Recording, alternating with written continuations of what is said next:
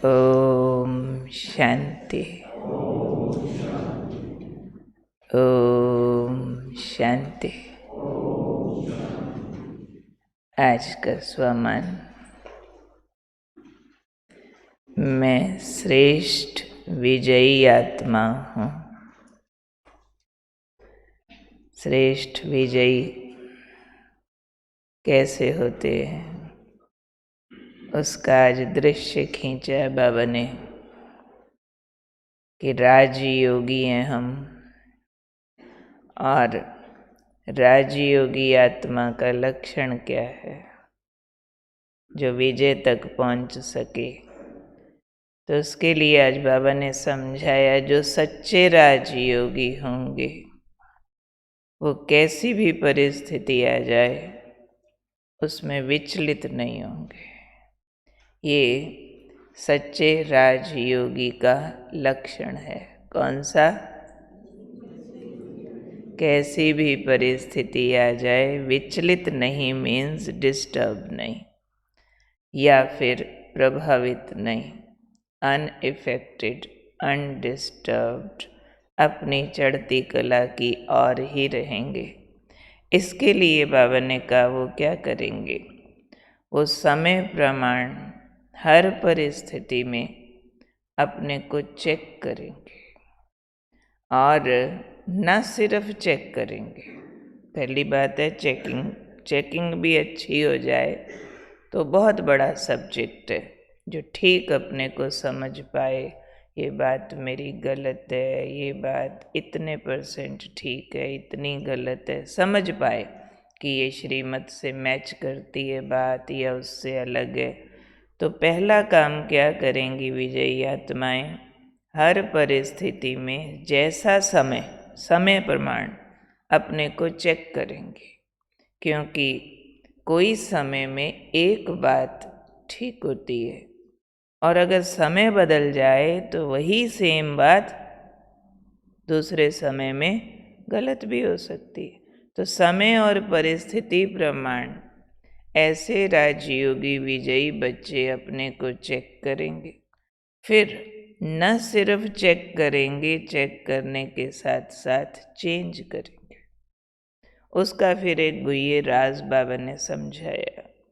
क्योंकि अगर सिर्फ चेकिंग की और चेंज नहीं किया तो दिल शिकस्त हो जाएंगे। बहुत जल्दी निराशा आने की संभावना होती है, क्योंकि चेक कर लिया मेरे में ये भी कमी है, ये भी कमी है, और रोज़ चेक करते रहे, बार बार चेक करते रहे, चेंज करे नहीं तो दिमाग पे क्या सवार हो जाएगा? कमियों की लिस्ट। तो इसलिए बाबा ने कहा कि क्या करना है, वो विजयी आत्माएं होती हैं जो समय प्रमाण चेक करके चेंज भी करती है। क्योंकि समय प्रमाण चेंज करना ये विजय का लक्षण है। इसलिए याद रखो कि मैं श्रेष्ठ विजयी आत्मा हूँ, तो तीव्र पुरुषार्थ करके नंबर 1 में आओ। तीव्र पुरुषार्थ माना भी यही है, विजयी बनना माना भी यही है कि जो चेकिंग आ गई मेरे को कि मेरा ये पॉइंट ठीक करने योग्य है, यहाँ से मुझे अपने को इतना चेंज कर लेना चाहिए, साथ साथ करते जाओ, काम पेंडिंग न छोड़ो। जैसे कोई बच्चे अगर होमवर्क पेंडिंग छोड़ते जाएं, क्या हाल होता है उनका, जानते हैं ना सभी। स्ट्रेस कितना बढ़ जाता है, उनका वर्क लोड कितना बढ़ जाता है, फिर एक का स्ट्रेस अनेकों पर जाता है। जब वेकेशंस होती है, कोई बच्चे शुरू के पहले वीक में सारा होमवर्क करके बाकी छुट्टियां मौज करते हैं, और ज़्यादातर बच्चे कर लेंगे कर लेंगे कर लेंगे से करने का प्रेशर भी दिमाग में रखते हैं, प्रॉपर मौज नहीं मना पाते, और फिर जब छुट्टियां पूरे होने के दिन आते हैं खुद भी टेंशन में और मम्मी पापा भी टेंशन में, होमवर्क हुआ नहीं, फिर दिन रात लगेंगे। तो हम कौन सी कैटेगरी में हैं? होशियार स्टूडेंट हमेशा पहले कर लेते हैं। तो हमको भी अपने मन बुद्धि से अपना समझ में आया हुआ चेंज पेंडिंग नहीं छोड़ना है। साथ साथ जो करता जाए विजय श्री उसके पास आती है। जो इसको पेंडिंग छोड़ता जाए उसका दिमाग का बोझ, पुरुषार्थ का भी बोझ बढ़ जाता है। तो इसलिए याद दिलाते रहना अपने आप को, मैं तीव्र पुरुषार्थी हूँ, मैं श्रेष्ठ विजयी आत्मा हूँ, मैंने नंबर 1 में आना ही आना है। और जैसा समय वैसा चेक करके चेंज के लिए हमेशा तैयार रहना। नहीं तो जो द्वापर कलयुग ने हमें जैसी बुद्धि का वरदान दिया उस अनुसार हम हमेशा चेंज का इंतज़ार दूसरे में करते हैं। अपने को वैसे का वैसा ठीक ठीक ठीक ठीक मानते हुए उसके बाद हर प्रकार का चेंज दूसरे से चाहते हैं। या फिर थोड़ा पुरुषार्थ कर लेने के बाद इट्स ओके नाउ, बाकी सारे चेंज को रोक करके अपने किए हुए पुरुषार्थ का फल खाने चाहते हैं कि जो कर चुके, इतना हमने ज्ञान योग की पढ़ाई की, इतना हमने सेवाएं की, अब अपना दिल करता है जी भगवान तो अपनी फेवर में, ये वो सारी बातों में मेरी सफलता होती जानी चाहिए। जो करें, चाहे लौकिक कार्य करें, चाहे सेवा कार्य करें, या फिर ना सिर्फ सफलता, लगेगा कि अब इस हिसाब से हम पुराने हो गए, तो हमारी बात मानी जानी चाहिए, हमको सम्मान मिलना चाहिए, हमको कोई ना कोई सेवा का इंचार्जशिप मिलना चाहिए। वैरायटी, ये माया की भाषा आने के चांस तब होते हैं जब हम ये वाली स्पीड नहीं चलाते कि साथ साथ चेक, साथ साथ चेंज। ये चेंज का प्रोसेस आखिरी सांस लेते तक चलते रहना है। जितना आगे बढ़ेंगे चेंज रोका नहीं जा सकता। चेंज रोकना माना गिरावट शुरू। चेंज उन आत्माओं का रुक जाता है जो अपने को समझ लेते हैं कि मैंने बहुत कर लिया, अब दूसरों की बारी है। अब इसको सिखाऊं तुम ऐसे करो, उसको सिखाऊं तुम ऐसे करो, उसको सिखाऊं ये गलती ऐसे ठीक करो, और अपना ऐसे कि हो चुका सारा कुछ। वो तो कोई बाबा ने लिमिट दी नहीं है ना कि हो चुका। जितना आप आगे बढ़ोगे पुरुषार्थ की स्पीड बढ़ानी होगी कि घटानी होगी? क्यों? चढ़ाई और स्टीप होती जाएगी। पहले तो आप ऐसे चढ़ रहे थे,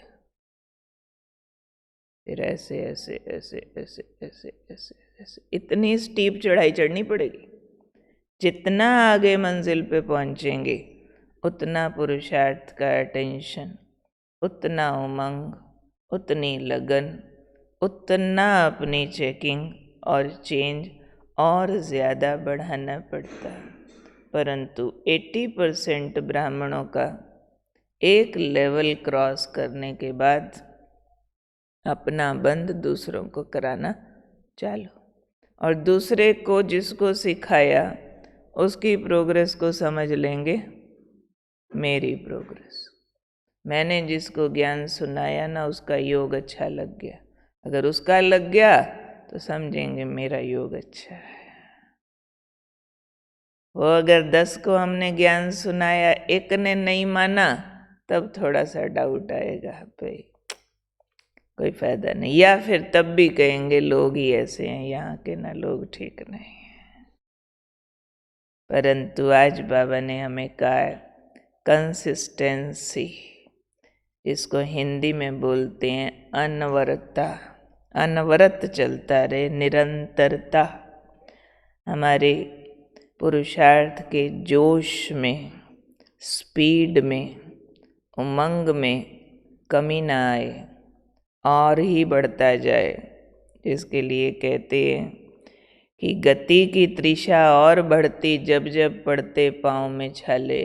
जितना माया का विरोध हो, जितना कर चुके, जितनी परिस्थितियां आए, करने का उमंग और जोश बढ़ता जाए। इसलिए बाबा ने आज एक बैलेंस बताया है कि चेकिंग और चेंज दोनों साथ साथ चलने चाहिए। नहीं तो बहुत ब्राह्मणों के निराश होने की भी संभावना होती है कि देख लिया मेरे ये कमी ना ठीक होती नहीं, फिर एक्सेप्टेड, उसको चलने देते और अपने आप को कोई निराशा वाला लेबल लगा देते, मेरे से ना होना ही नहीं है। नहीं, वो भी बाबा मना करते, अपने लिए निराश होना भी मना है। क्योंकि समझो, एक पत्थर है जो 100 हथौड़ा मार के टूटना, जब तक 99 हथौड़े उसको मारे गए तो 99 तक तो वो टूटा ही नहीं। 100वें पे टूटना, कोई 98 मार के निराश हो जाए, बहुत हो गया भाई, देख लिया ये नहीं टूटना है। और ऊपर से कोई आया एक और 2 मारे, टूट गया। पर टूटा कैसे? पहले वाली भी तो लगी हुई थी ना चोट, फिर हम कहेंगे देखा मेरे से नहीं हुआ, उससे हो गया। इस तरह की कंपैरिजन में जाने की कोई ज़रूरत नहीं है। सिर्फ बाबा ने जो प्रोसेस बताया है कि एक तो साथ साथ चेकिंग के चेंज करो और फिर नेवर एंडिंग होना चाहिए। पुरुषार्थ का कोई एंडिंग पॉइंट बाबा ने संगम युग पर हमें नहीं दिया कि इतने सालों बाद आपका पुरुषार्थ करना बंद, दिया कोई एंडिंग पॉइंट। इवन गुलजार दादी का हमने सुना, जब वो बॉम्बे गाम देवी में थे, अपने शरीर के अंतिम वर्षों में, एकदम लास्ट 3 साल वो सिर्फ मौन और शरीर का जो था उसको चुकता कर रहे थे बहुत प्यार से। तो गोपी बहन लंदन वाली ने बात सुनाई कि मैं दादी से मिली, और तब अव्यक्त बाप दादा मधुबन में तो नहीं आते थे। कहते मैंने दादी से पूछा, दादी अभी भी बाबा आते हैं आपके पास? भाई अवतरण दादी के तन में होना वो तो विशेष रथ था। दादी ने कहा हाँ आते हैं। तो गोपी बहन ने पूछा अभी बाबा किस रूप में आते हैं? पहले तो पढ़ाने आते थे, बाप रूप में आते थे, टीचर रूप में आते थे, सतगुरु रूप में बच्चों को प्राप्तियां करानी। अभी आपके पास बाबा किस रूप में आते हैं? दादी का उत्तर सुनो, वंडरफुल। दादी कहती है चेकर के रूप में आते हैं। चेकर, चक्कर नहीं, आके चेक करते हैं बच्ची की अवस्था कैसी है, ये इतनी बीमारी में कैसे रिस्पॉन्ड कर रही है। अभी वो मेरी चेकिंग करने के लिए आते हैं। इस पुरुषार्थ की हाइट्स समझते हैं हम, दादी के पुरुषार्थ की हाइट्स हम सारे देखा जाना हुआ है। तो इतनी हाइट्स के बाद भी दादी की अपनी चेकिंग और चेंज का प्रोसेस रुका नहीं। उस टाइम तक भी दादी के मुख से ये वचन निकलना माना दादी अभी भी अपने चेकिंग और अपने पर अटेंशन में कितनी अलर्ट है। सारा ध्यान है अपने ऊपर। कोई फालतू बात में दादी तब भी अपनी एनर्जी नहीं लगाती थी। भ्राता जी ने बताया एक बार कि बहुत पार्टियां मिलनी आती थी दादी से गाम देवी में। ज़्यादातर दादी कोई से नहीं बोलते थे, रेयरली कोई से 1-2 शब्द दिन में बोलेंगे। तो कोई आए थे दादी से मिलने, लगातार कुछ कुछ कुछ कहते ऐसा रहे कि दादी आंख खोले और एक वचन तो मुंह से बोले। नीलू बहन बुलाती रही, हिलाती रही, दादी फलाना आया, देखो बोलो, नो रिस्पॉन्स। जैसे ही वो चले गए, दादी आंख खोल के कहती हैं अच्छा वो चले गए ना।